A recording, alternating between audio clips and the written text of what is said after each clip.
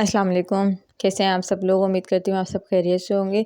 तो आज मैं मगज़ साफ़ करने लगी हूँ, तो आइए आपके साथ ये वीडियो शेयर करती हूँ कि किस तरह से हम लोगों ने मगज़ साफ़ किया है और बहुत ही आसान तरीके से जो है मगज़ साफ़ हो जाता है। बहुत से लोग परेशान हो रहे होते हैं कि किस तरह से मगज़ को साफ़ किया जाए, मगज़ साफ़ करने का तरीका हम लोगों को मालूम नहीं है।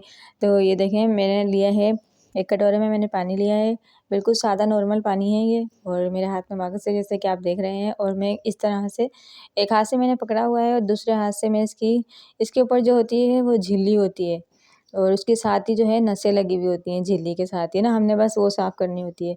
और ये देखें, इस तरह से मैंने पकड़ा और हल्का सा इसको खींचा, तो ये देखें पूरी जो है नसों के साथ झिल्ली जो है पूरी उतरती जा रही है। देख रहे होगे आप, पूरी की पूरी जो नसें हैं वे इस झिल्ली के साथ ही लगी हुई होती हैं और बहुत ही आसानी से जो है ये साफ़ होती जाती हैं।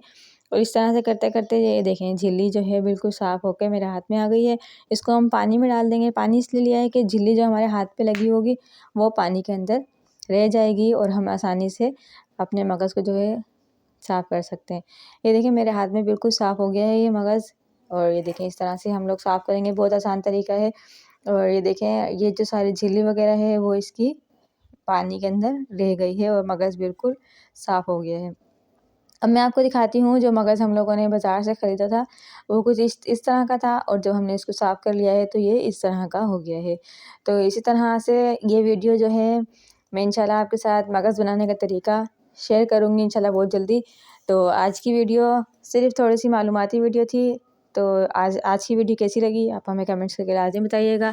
चैनल को अगर आपने सब्सक्राइब नहीं किया है तो चैनल को सब्सक्राइब और लाइक ज़रूर कर दीजिएगा। इसी के साथ मिलती हूँ एक और रेसिपी के साथ। अल्लाह हाफ़िज़।